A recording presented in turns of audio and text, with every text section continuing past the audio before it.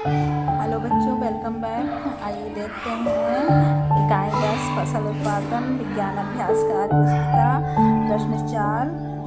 स्तंभ आ व स्तंभ बा के अनुसार स्तंभ सा में संबंधित फसलों के दो उदाहरण लिखिए। तो आइए देखते हैं, इसमें 3 स्तंभ दिए हुए हैं। स्तंभ आ देखते हैं जून से अक्टूबर। फिर स्तंभ बा में खरीफ की फसल, यानी जून से अक्टूबर तक बोई जाने वाली फसल को खरीफ की फसल कहते हैं। इनमें होते हैं मक्का, चावल, मूंगफली आदि।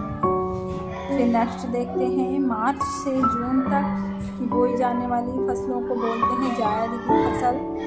इसमें मूंग, उड़द आदि फसलें होती हैं। फिर नेक्स्ट देखते हैं नवंबर से अप्रैल माह तक बोई जाने वाली फसलों को बोलते हैं रबी की फसल। इसमें होती गेहूँ, सरसों, चना, आलू आदि। इन सभी फसलों की जो चक्र होते हैं इनको फसल चक्र बोलते हैं या फसल चक्रण कहा जाता है। नेक्स्ट प्रश्न 5 देखते हैं। स्तंभ आ तथा स्तंभ बा का मिलान कीजिए। तो आइए देखते हैं, इसमें 2 स्तंभ बने हुए हैं। एक तरफ चित्र लिखा है और एक तरफ कुछ लिखा हुआ है। शब्द को मिलान करना है चित्र को देखकर। तो आइए देखते हैं, पहला बना है जो हंसिया टाइप का दिख रहा है। तो इससे आइए देखते हैं कि क्या कार्य होता है हंसिया जैसे यंत्र से।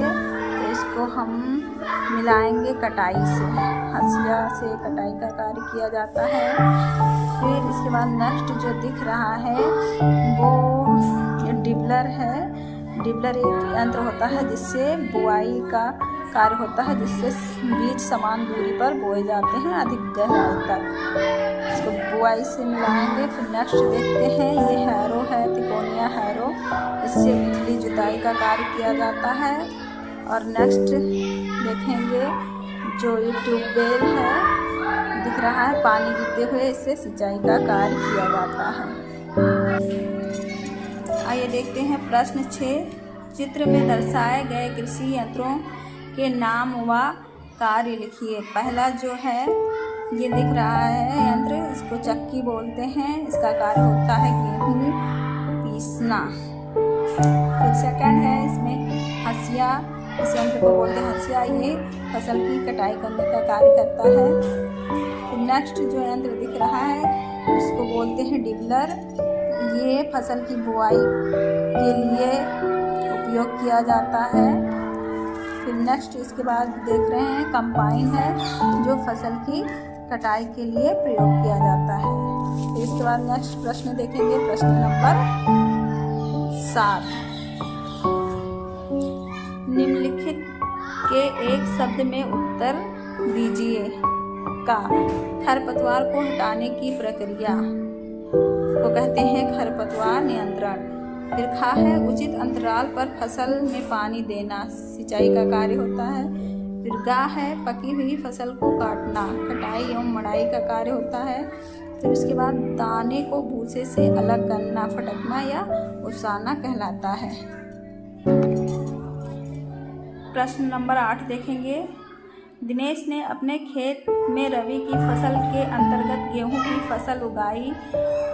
गेहूं की फसल के बाद उसने उसी खेत में दलहनी फसल उगाई।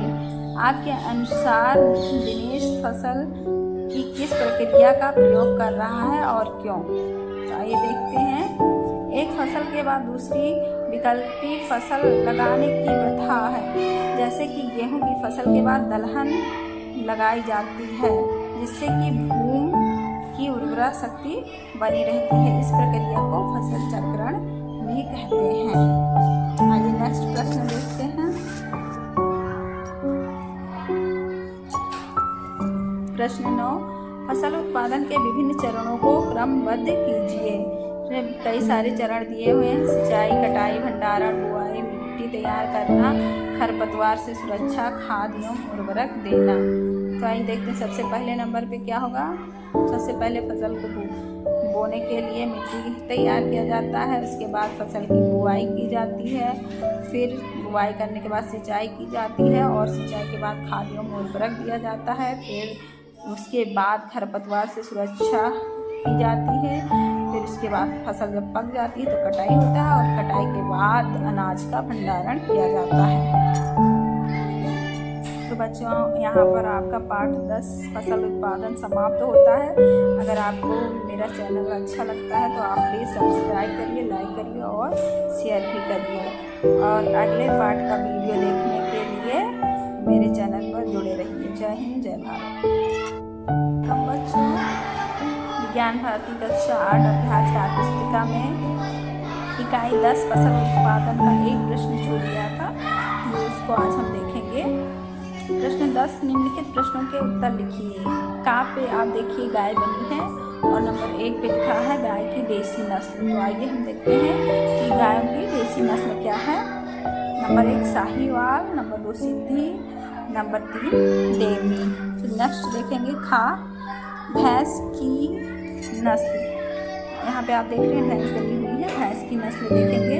नंबर 1 मुर्रा होती है, नंबर 2 मेहसाना, नंबर 3 शुक और एम जीली होती है। फिर इसके बाद आप गा पे जाएंगे तो देखेंगे यहाँ पे मुर्गी बनी हुई है, मुर्गी की नस्ल। मुर्गी पालन को कुक्कुट पालन भी कहते हैं या पोल्ट्री फार्म से भी जाना जाता है। तो इनकी नस्लों के बारे में देखेंगे। पहला वाइल्ड लेग हार्न होता है और दूसरी नस्ल आइलैंड रेड होती है और तीसरी होती ILS।